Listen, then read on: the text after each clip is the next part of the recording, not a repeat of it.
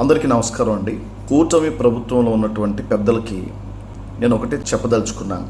రాధా మనోహర్ దాస్ గారు గత కొంతకాలంగా మతాల మధ్య చిచ్చు పెట్టేలాగా చేస్తున్న వ్యాఖ్యలు, క్రైస్తవ్యాన్ని చాలా అవహేళన చేస్తూ అవమానిస్తూ మాట్లాడుతున్న మాటలు, ముస్లిం స్త్రీలను, క్రైస్తవ స్త్రీలను చాలా హేయంగా మాట్లాడుతూ వాళ్ళ ఆత్మాభిమానాన్ని దెబ్బతీసే విధంగా రాధా మనోహర్ దాస్ చేస్తున్నటువంటి వ్యాఖ్యలపై ప్రభుత్వం ఉదాసీనంగా వ్యవహరించడం అనేటటువంటిది మాకు చాలా తీవ్రమైనటువంటి బాధను కలిగిస్తూ ఉంది.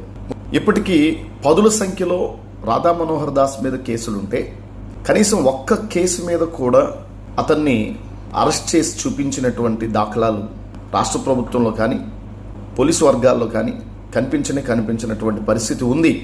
మేము ఇతర మతాల మీద ఏ విధమైనటువంటి వ్యాఖ్యలు చేయకుండానే మా మీద దురుద్దేశాలు పెట్టుకుని కొంతమంది వ్యక్తులు కేసులు నమోదు చేయిస్తే ఆ కేసుల్ని రిజిస్టర్ చేయించి మమ్మల్ని జైళ్ళకి పంపించి ఈ రకంగా క్రైస్తవ సమాజాన్ని అబాసుపాలు చేయించడానికి ఒక రకమైనటువంటి ప్రయత్నం జరుగుతున్న దానికి ప్రభుత్వం మద్దతిస్తూ అందులో మీ వంతు పాత్ర మీరు పోషిస్తున్నారని చెప్పి మేము భావించాలా? రెండవది, రాధా మనోహర్ దాస్ మీద కేసులు పెడితే హిందూ సమాజంలో ఉన్నటువంటి కొంతమంది వ్యక్తులు మతాన్ని భుజాన్ని వేసుకుని వచ్చి పోలీస్ డిపార్ట్మెంట్ని బెదిరించే విధంగా, ప్రభుత్వాన్ని బెదిరించేటటువంటి విధంగా వారు వ్యవహరించినప్పుడు వెంటనే ప్రభుత్వం, పోలీస్ డిపార్ట్మెంట్ అలర్ట్ అయ్యి నేరం చేసినటువంటి వ్యక్తిని తప్పించడానికి ఫాల్స్ కేసు కింద చూపించి రాధా మనోహర్ దాస్ మీద ఉన్నటువంటి కేసును క్లోజ్ చేయడం, ఇది కరెక్టేనా ప్రభుత్వానికి? ఇది కరెక్టేనా పోలీస్ వర్గానికి? అంటే మీరు ఎంత వివక్ష చూపిస్తూ ఉన్నారు? స్వపక్షం అంటే ఒక విధంగా, పరపక్షం అంటే ఒక విధంగా వ్యవహరించేటటువంటి వ్యవహార శైలిని ఎలా అర్థం చేసుకోవాలి?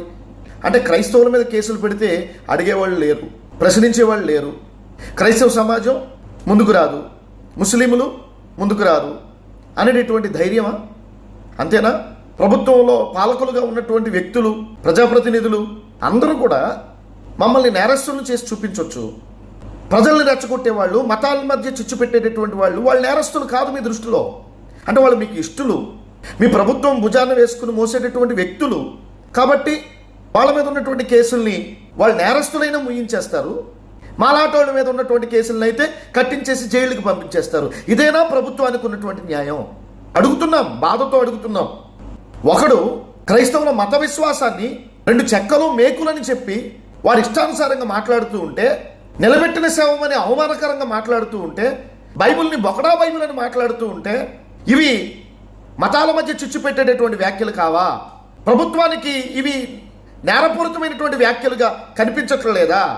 ప్రభుత్వం అమాయకుల్ని తీసుకుని వెళ్ళి శిక్షించడానికి, నేరస్తుల్ని కాపాడడానికి ఉందా? ఎలా అర్థం చేసుకోవాలి దీన్ని? ప్రభుత్వం దీనికి ఏం సమాధానం చెప్పుద్ది? నేరాలు చేసిన వాళ్ళని తప్పించడానికి ప్రభుత్వం దగ్గర హిందుత్వాన్ని అభిమానించేటటువంటి హిందూ నాయకులకు పెద్దపీట ఉంది కాబట్టి నేరాలు చేసినటువంటి వాళ్ళని ఎలాగైనా వాళ్ళ నాయకులు తప్పిస్తారు. క్రైస్తవులమైనటువంటి మాకు, ముస్లింలమైనటువంటి మాకు అటువంటి నాయకులు ఎవరున్నారు? మేము నేరాలు చేయకపోయినా జైలుకి వెళ్ళిపోవాలి, మా గురించి మాట్లాడే వాళ్ళు ఉండరు. మేము క్రైస్తవ నాయకులము, ప్రభుత్వానికి, క్రైస్తవులకి, ముస్లింలకి మధ్యవర్తిత్వం వహిస్తున్నాము అని చెప్పుకునేటటువంటి వాళ్ళు కూడా, అరే మన వాళ్ళ మీద పెట్టినటువంటి కేసుల్లో నిజమెంత? మాతో మాట్లాడేటటువంటి ప్రయత్నం కూడా చేయలేదు, కలవలేదు. పైగా వీళ్ళు ఏమని చెప్పుకుంటారు? ప్రభుత్వం దగ్గర మేము క్రిస్టియానిటీకి మధ్యవర్తులుగా ఉన్నాం, క్రైస్తవ సమస్యలను పరిష్కరించడానికి ఉన్నాం అని చెప్పేటటువంటి వాళ్ళందరూ కూడా ఈరోజు ఏమైపోయారు? అంటే అలాంటి వ్యక్తుల మీద ఉన్నటువంటి కేసులు తీసేస్తున్నప్పుడు మీరు ప్రభుత్వానికి ఏం చెప్తున్నారు? అంటే వాళ్ళ నాయకులు సక్సెస్ అవుతున్నారు, మా నాయకులను చెప్పుకునేటటువంటి మీరు ఫెయిల్యూర్ అవుతున్నట్టు కాదా? కనీసం మనవాడు నేరం చేశాడా లేదా అనేటటువంటి విచారణ కూడా జరిపించరు. వచ్చి కనీసం విషయాన్ని తెలుసుకుందాం అనేటటువంటి ఆలోచన కూడా ఉండదు. మీరు క్రైస్తవ నాయకులు, ప్రభుత్వానికి క్రైస్తవులకి మధ్యవర్తులు మీరు. నాయకులకి నిబద్ధత ఎక్కడుంది? క్రైస్తవుల మీద దాడులు జరుగుతూ ఉంటే, క్రైస్తవుల్ని కొడుతూ ఉంటే, క్రైస్తవుల్ని అన్యాయంగా జైలుకు పంపుతూ ఉంటే ఎవరున్నారు క్రైస్తవుల పక్షంగా మాట్లాడేటటువంటి వాళ్ళు? అందరూ వాళ్ళ యొక్క స్వలాభాల కోసం, స్వార్థ ప్రయోజనాల కోసం చూసుకునే వాళ్ళే. కానీ హిందూ నాయకుల్లో ఉన్నటువంటి నిబద్ధత క్రైస్తవ నాయకుల్లో లేనే లేదు. హిందూ నాయకులు నేరాలు చేసిన వాళ్ళని కాపాడుతున్నారు, నేరం చెయ్యకుండా మన వాళ్ళు జైలుకు వెళుతూ ఉంటే క్రైస్తవ నాయకులని చెప్పుకునేటటువంటి వాళ్ళు కనీసం ప్రభుత్వంతో మధ్యవర్తిత్వం జరిపించి న్యాయం చేయలేని దుస్థితిలో క్రైస్తవ నాయకులని చెప్పుకునే వాళ్ళు ఉన్నారనేటటువంటి విషయాన్ని ఈ సందర్భంగా చాలా బాధతో మాట్లాడుతున్నాను నేను. క్రిస్టియానిటీకి ప్రభుత్వం నుండి సపోర్ట్ లేదు. క్రిస్టియానిటీ సమాజంలో మతాల మధ్య చిచ్చు పెట్టేటటువంటి వ్యవహార శైలితో లేదు.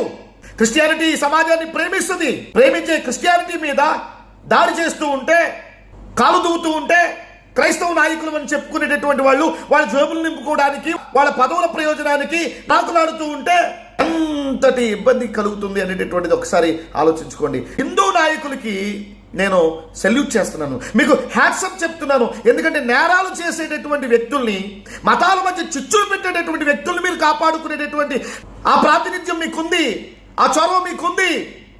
మీరు ప్రభుత్వంతో ఎలాంటి సంప్రదింపులైనా, పోలీస్ అధికారులతో ఎలాంటి సంప్రదింపులైనా చేసేటటువంటి తత్వం మీకుంది. కానీ మాలో నాయకులను చెప్పుకునేటటువంటి వాళ్ళకి ఆ తత్వం లేదు, ఆ పద్ధతి లేదు. ప్రభుత్వానికి చెరతలు కొట్టేటటువంటి వాళ్ళుగా మారారు. వాళ్ళ సమాజాన్ని కాపాడుకునేటటువంటి వ్యక్తులుగా సమాజంలో మిగిలిపోయారు. ఇది నిజం. ఎవరు ఒప్పుకున్నా ఒప్పుకోకపోయినా ఇదే నిజం, ఇదే పక్కా.